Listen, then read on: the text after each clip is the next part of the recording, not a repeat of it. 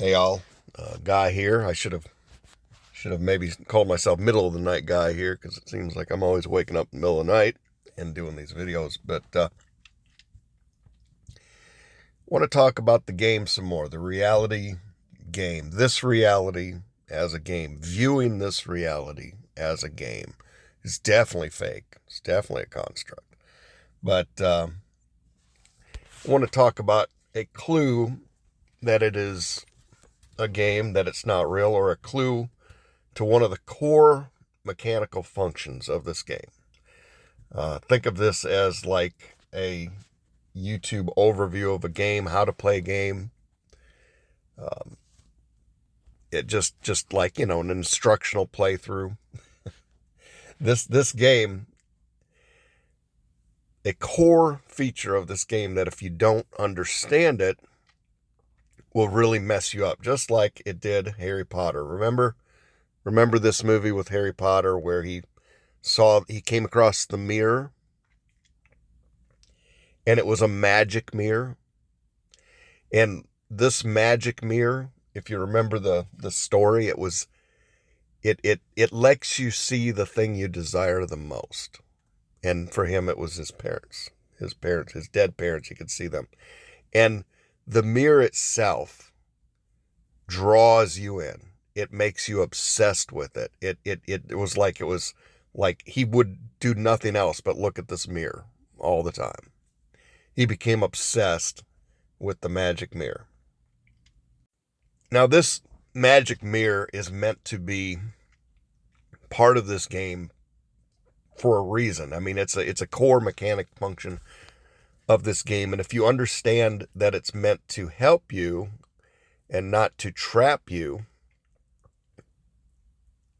well, I'll just say it's a better outlook.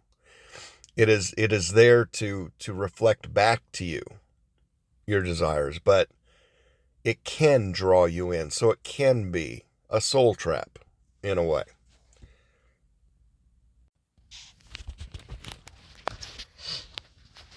But we're in this virtual game, and it's probably a good point or time for me to also recap some of the tenets, the core principles of this reality. Remember, one of them was the conscious, recognizing that you are a conscious player. You are aware. You are aware of yourself, your own existence. You have consciousness. That is the building block for understanding that you're in a game. The next thing, to me, the most logical, I haven't heard anybody object to this or give me an alternate opinion, but that idea that you exist, therefore you are. This is you're self-aware. This idea.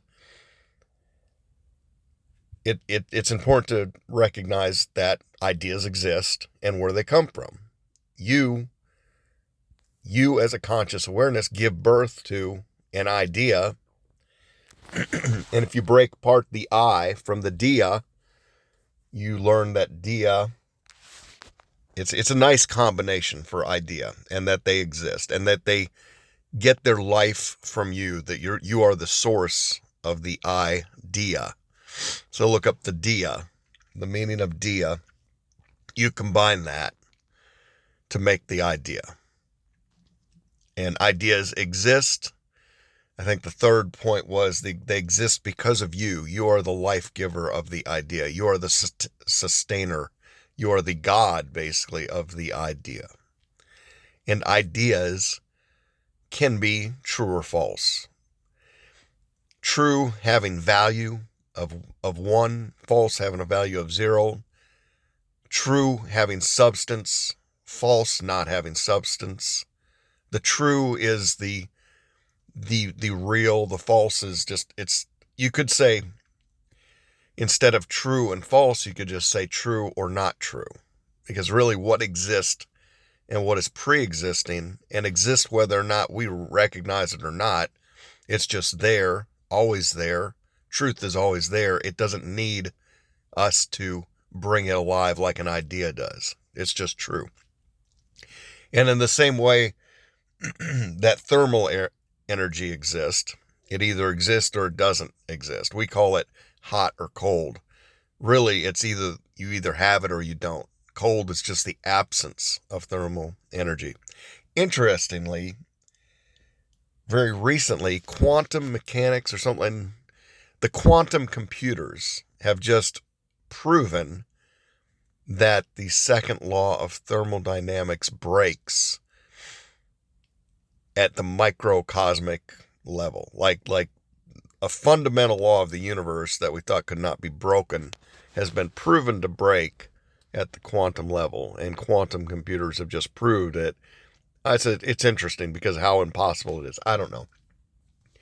Anyway, the reason I think that's important to say is because all of reality breaks if you view it deep enough. If you take the game apart and view the analytics, you realize, well, that of course it breaks because we're in a game. That's what this is.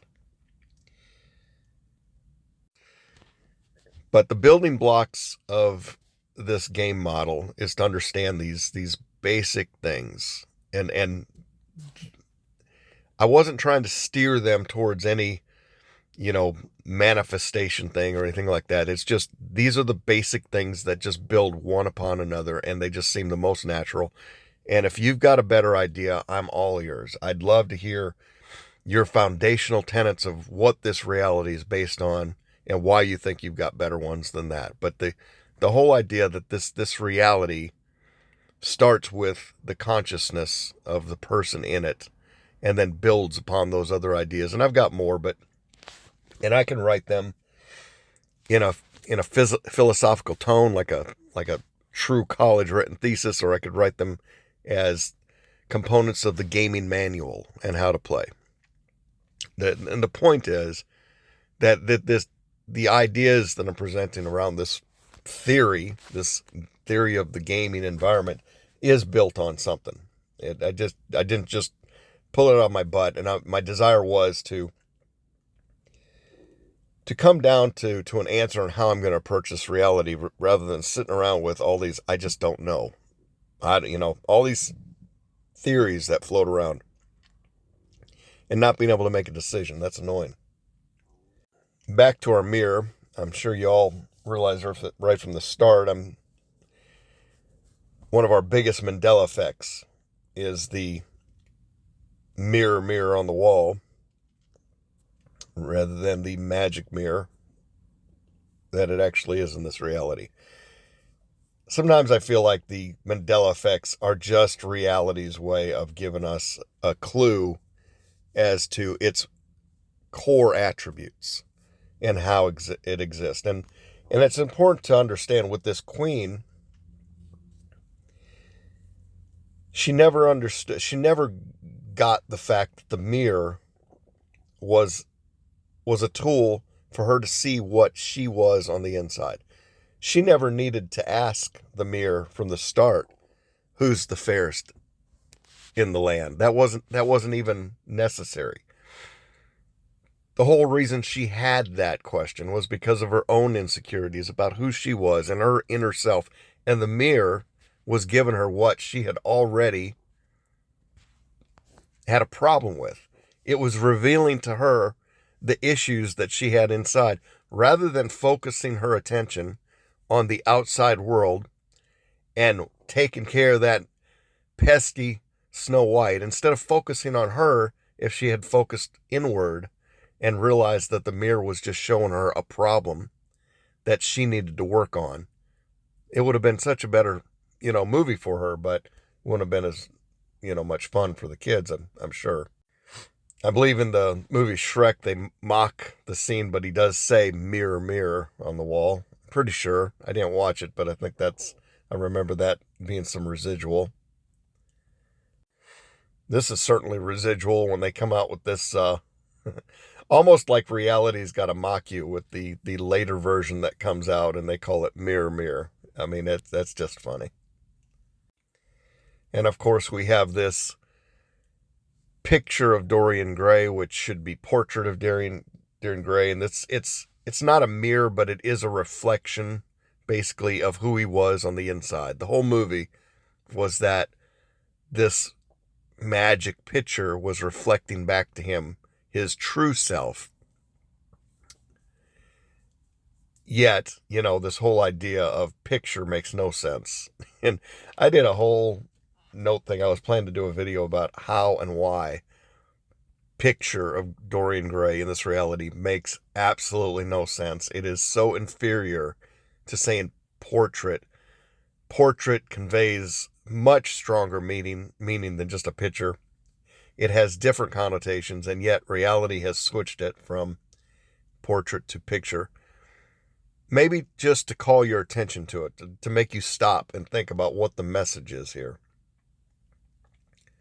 Oh, and I should say Matt just did a recent video, I'll have to find that, where he gives one, he's done this a few times, where he gives us like reasons for the Mandela effect, why people should understand this is real, and why they should stop looking at reality as 100% legit. You should see this world is fake. He's done this a few times, and he does it in such a way that it's like, how does anybody argue with that? It's just very clear cut, understandable argument for why this world is fake, as you know what.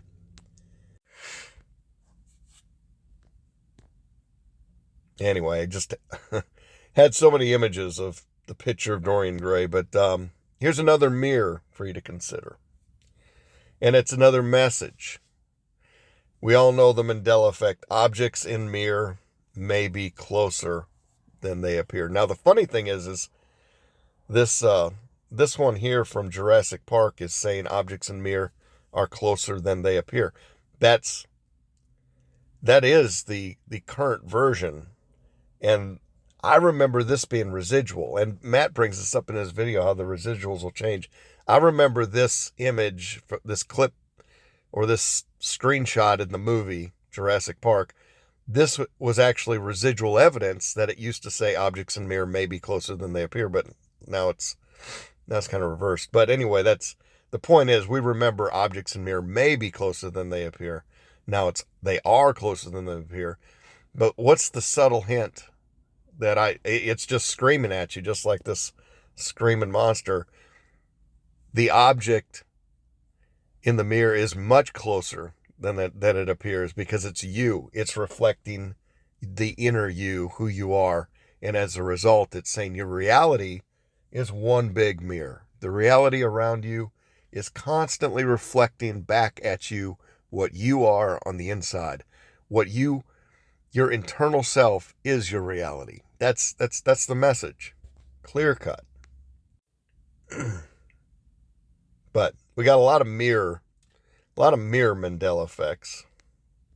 Oh, and here's somebody in a Reddit saying they notice a flip-flop. For them, they're just recognizing a flip-flop with it. Anyway, this is the video that I just saw you listen to yesterday, that I highly recommend that you listen to this if you're not, familiar with some of his work. This one right here is a great one just to review and say, yeah, he just breaks it down with so much sense. How does anybody not see it? Now, reality will test you. So if you're proclaiming to reality that you are making a change of your inner self, if you are going to be different, if you're going to be different than what you have been, or if there's a change here, it's going to do like a little check on you. Okay, let's see if there's actually a change here, so you can anticipate that. I mentioned, I think in the last video, maybe it was the last, that my wife, she quit her job, basically. The ISD was just, the largest ISD in the area was just coming down with such micromanagement. She couldn't take it anymore, and she just quit. Yeah, I was a little irritated by that, because that's, it's significant amount of our income, and you're always trying to figure out, okay, what are we going to do? Um, Quit your job so who's going to hire you? Definitely not that school district because, you gave no notice. You probably banned from them. And to make matters worse, if she had just worked a little bit longer, I think she said she found out that if she'd only worked 2 weeks more, but I think it was a little longer than that, but she disqualified herself from signing up for retirement at the end of the year. She could have just started claiming retirement, but not working, just shorting her work time by that much, pushed her retirement out by another year or two. Like she couldn't start claiming it. So that was frustrating, but I didn't let it bother me. I mean, I honestly internally never ever got concerned about how we're going to make it, because I'm very convinced now reality is just nonsense, and whatever happens is going to happen, and I've got everything that I need. I don't lack anything, and I'm not going to start worrying about losing anything anymore. That's always been a theme in my life, is the fear of losing what I have. And there ain't nothing to lose here. It's just a game. So zero concern about it. Zero. Very freeing to not worry, not even the least, whether or not we're going to lose things and be able to pay debts and pay back mortgages and how we're going to make it, all that stuff that we typically worry about. None of that was plaguing me with this. And in less than a week, she got another job offer. So that's just funny. But I didn't care. I just was like, whatever. It is what it is. Now, reality does want to draw you in, just like Harry Potter's mirror. It wants your constant attention. It wants you to be engaged. It's almost like a narcissistic girlfriend that just won't let you be. I've compared it to that. It's a quality to this construct. Probably by design. It's probably written in there so that we stay entertained, so that we stay engaged, so it never gets boring. Or maybe that's the test to see if it'll suck you in, if you can break yourself free from being sucked into it. Now, a lot of us in this truth community have been sucked into the conspiracy theory rabbit hole. I definitely, back in 2008 and for several years right after that, it was easy to get me going on all the conspiracy angles, the 7-Eleven job application, all that stuff, and how the government does everything. And I'm surprised I haven't heard much on the internet about people saying that all this new AI hype is hype, and they're actually just releasing it now. I can say there's definitely an increase in the building of data centers. They're coming up like crazy. That's definitely kind of new. But the reason I bring this up, oh yeah, and then the theory would say that these guys are just all actors. These leaders of AI and all this thought about AI, they're just they're just letting it out now. But and I was at an expo yesterday for facilities, and these little robots. These are not from the expo, but little robots just like this were running around everywhere. I mean, that was like the great technology, is these little robots, right? Anyway, I'm at a booth. My son's with me, as we both work in facilities, and we're walking around. We're talking to a guy. He's with one of the big three for security companies in this nation, top three. And he was a regional manager with them. And so I guess we just started talking about new technologies that are coming out and all these little robots, and how cyber attacks are coming on strong. And he's talking to us. It's always funny. He's talking in this real low tone voice, like the man is listening in, and for no reason whatsoever, he decides to start sharing with us this top secret information that he was privy to because of his role with his company back in the mid 90s, working on a government account, and how he's saying all this AI stuff, This has been around since the mid-90s. The government has had it. They're just now releasing it. They're just deciding they're going to roll it out at this time. And my son remembers when I was like into the Alex Jones stuff and all that, and how just into it I was. And he said they're listening. I'm glad he's listening to it. And I mean, I just think it's funny. I just think his behavior, the way he's talking to us, is so funny. It's like you're being trolled by reality to get sucked into the conspiracy stuff again. So when we walked away, I said to my son, I was just like, that's got to be the funniest moment of this whole thing, is just him just secretly telling us how AI is all a government-controlled, released thing. But this is how reality does want to draw the conspiracy theorists back in and start digging for the truth of it all, right? And reality will keep it's a breadcrumb reality. It'll constantly give you more of what you're seeking. That mirror will draw you in. Anyway, a few more pics of these guys. I don't know, their faces, they just kill me. They're just like they're the perfect image of what's going on today. So anyway, reality is crazy.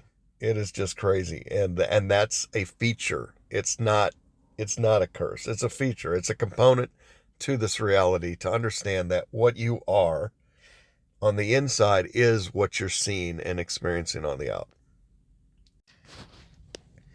Anyway, love to hear your thoughts. That kind of wraps up this one. Have a great day in the Matrix. I think I'm going to try and get some coffee and, I don't know, try to catch up on some emails. I missed a whole bunch yesterday in this expo. I forgot to show you one thing. This is awesome. The first thing that we saw when we went to the expo yesterday was this thing. And I just thought, man, this thing would be great for tromping around the woods of Alabama. But as we're going through the expo, we kept hearing, and only in Texas, but we kept hearing this loud noise. Like, what the heck is that? If you look here, this was bulletproof glass that they were so proud of, and they're shooting at it and smacking it with a baseball bat.